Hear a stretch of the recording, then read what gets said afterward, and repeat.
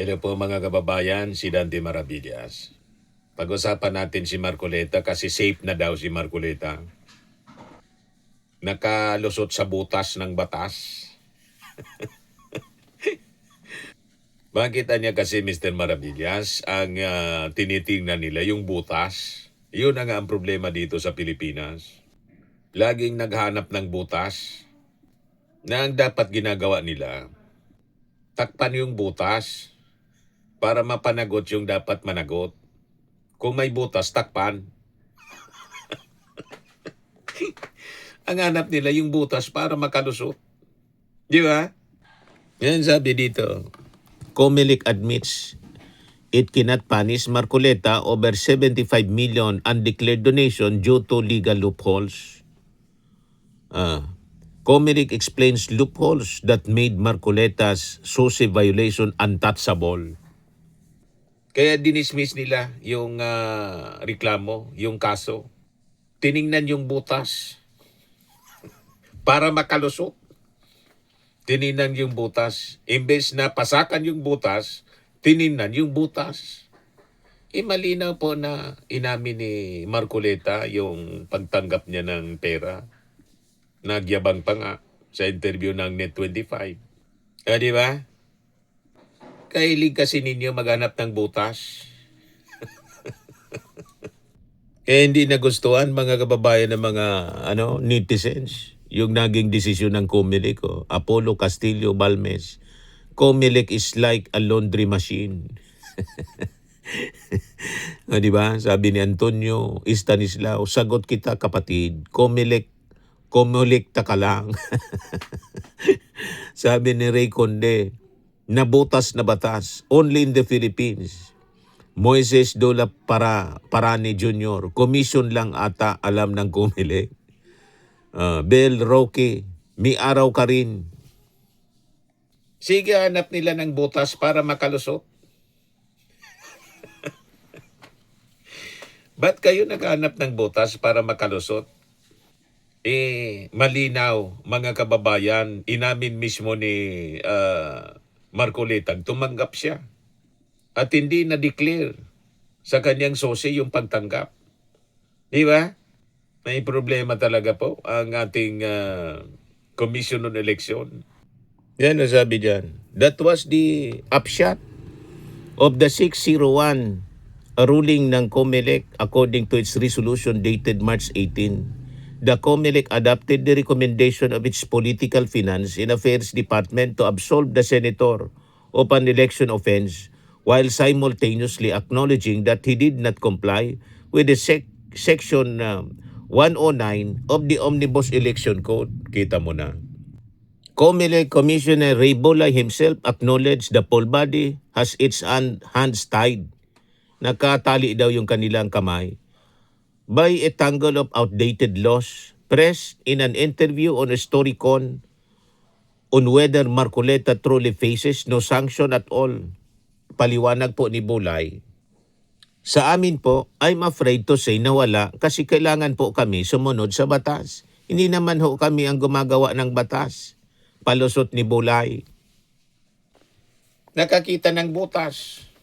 Baka yung butas may ipinasak na kung ano. Kaya nakalusot. Inanap yung butas mga kababayan para makalusot. So ang pagpalsipika daw ng SOSE, no longer a crime.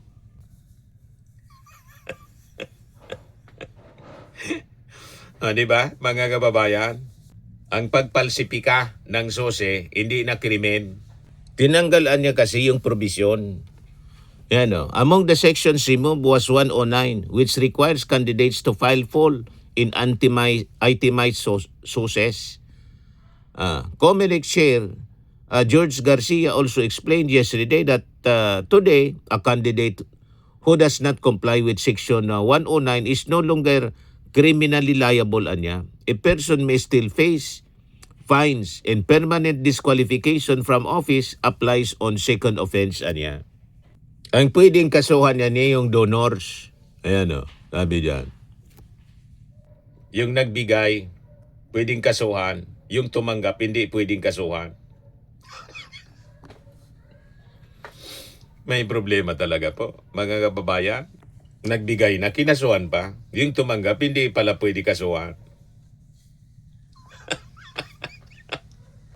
Ganon katindi yung butas, mga kababayan na nakita nila. Kaya sabi ni Ping Lacson, binunyag ni Senator Ping Lacson, may nag-pressure niya sa COMELEC para di pirmahan ang SOSI case versus Senator Marcoleta. May makapangyarihang kamay na gumalaw, mga kababayan. Hindi man minensyon ni Ping Lacson kung kaninong makapangyarihang kamay. Ngayon, yung donor pala nito, isa sa mga donor, si Mike Defensor. Yan o. Defensor decries double standard in COMELEC decision clearing Marcoleta, ordering complaint versus donors. Sa desisyon kasi ng COMELEC, that under election laws, Marcoleta's action does not constitute an election offense. But the poll body found that the Peña doctrine applies only to candidates, not to defensor, and to other donors whose reporting requirements remain mandatory. Defensor said the decision made him laugh. Of course, that is a double standard, sabi po ni Defensor. Sasagot naman kami doon. Ako lang natatawa lang talaga kasi parang pilit na pilit yan sa akin. Kung nagbigay kami sa isang nagtulong sa isang hindi kandidato dahil hindi pa official campaign period, paano naman kami nagkakaso? Kasi tumulong daw siya, mga kababayan, tumulong sila nag-donate sila ng pera, hindi pa man campaign period. So with that, lusot.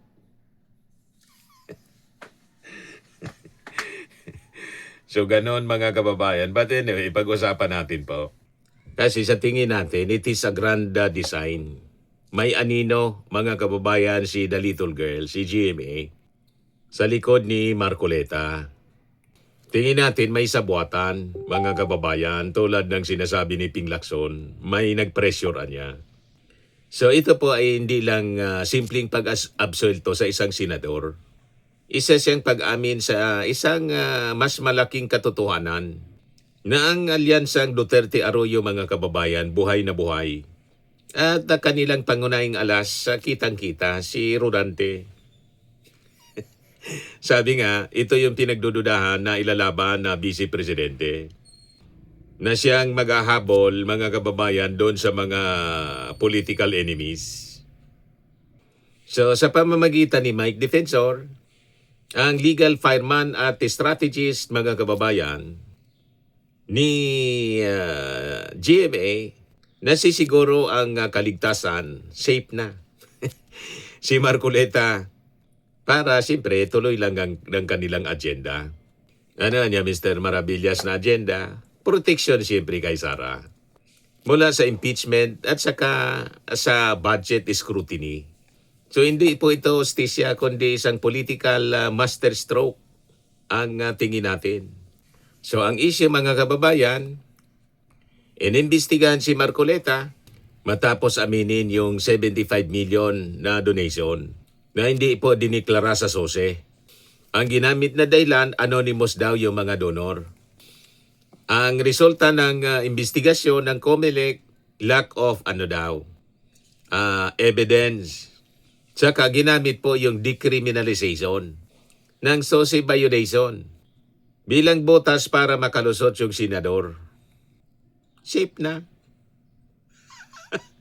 Hinanap yung butas. Di ba, mga kababayan? So dito tayo sa Mike Defensor connection at resibo ng sabuatan. Bagamat cleared na, mga kababayan, sabi sa kwento si Marcoleta, may sinakripisyo po yung COMELEC para magmukhang patas. Pero dito lumalabas ang totoong koneksyon, mga kababayan. Nag-utos kasi yung COMELEC na kasuhan yung mga naging donor ni Marcoleta dahil sa hindi pag-report ng kanilang contribution. Ang pangunahing pangalan, yun na po yung binasa natin kanina na nagreklamo ng double standard, si Mike Defensor. Si Mike Defensor, alam naman natin, kilala siya bilang pinakamalapit at pinakatapat na kaalyado ni GMA. So ang konklusyon, ang pagpasok mga kababayan ng pera ni Defensor sa kampanya ni Marcoleta ay isang kumpirmasyon ng Arroyo Network ang political at financial backbone ni Marcoleta. Now, dito tayo sa pressure sa loob ng COMELEC na sinasabi ni Ping Lacson. May nag-pressure niya. So dito, nagiging madumi mga kababayan yung laro. So ayon mismo kay Senador Ping Lacson, hindi niya naging malaya yung naging desisyon ng komisyon. So ang pasabog, ibinunyag mga kababayan ni Ping Lacson na mayroong matinding pressure mula sa matataasan niyang opisyal at makapangyarihang grupo sa COMELEC upang paboran niya yung ruling kay Marcoleta. So ang implikasyon mga kababayan, ipinapakita nito na ang independence ng COMELEC ay isang ilusyon. Isang ilusyon lamang mga kababayan na lumalabas na kapag ang mga big boss na ang mga tumatawag, nababaluktot ang batas at nabubutas. Nakatingin na sa butas. Kita na ninyo mga kababayan.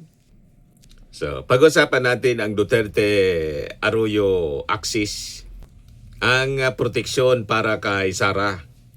So, bakit mga kababayan kailangang panatiling malinis ang pangalan ni Marcoleta na nadungisan dahil po sa sose, sa tinanggap, dahil po sa kanyang papel sa kasalukuyang administrasyon.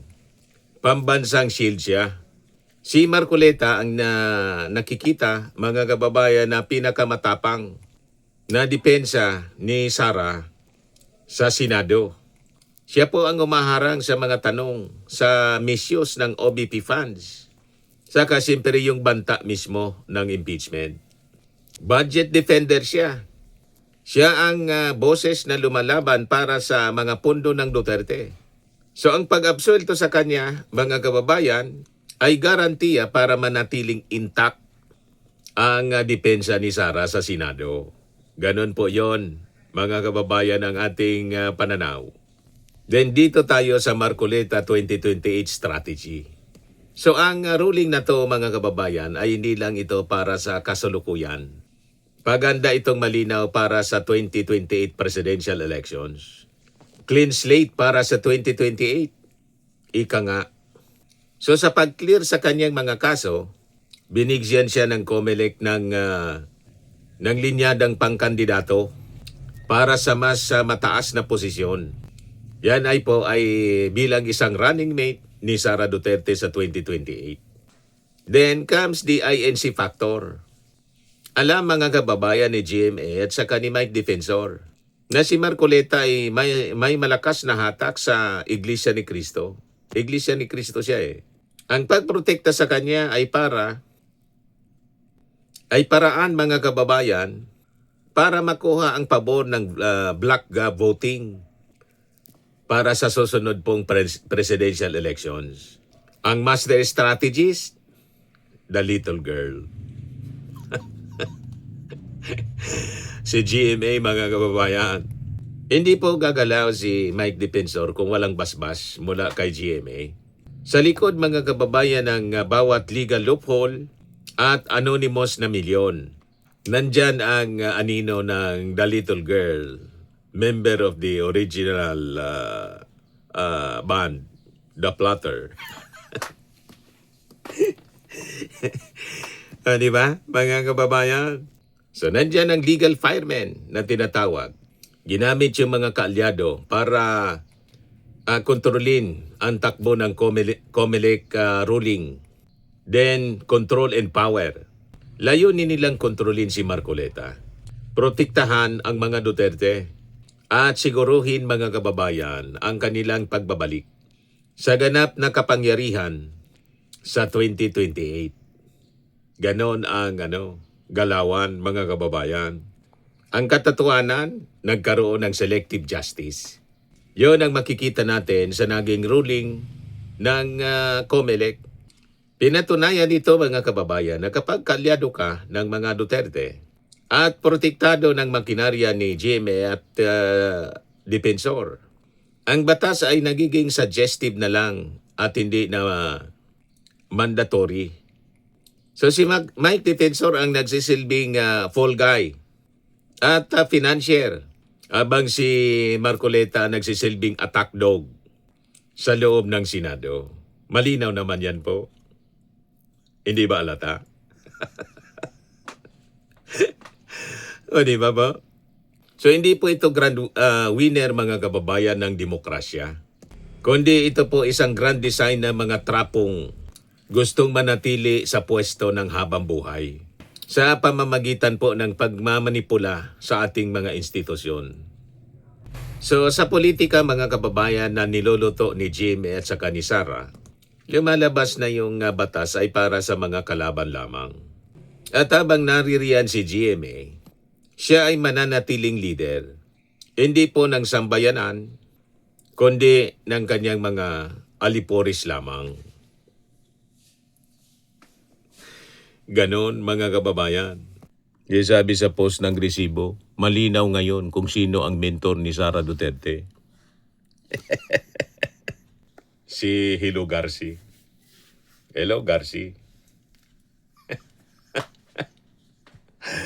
O, diba, mga kababayan?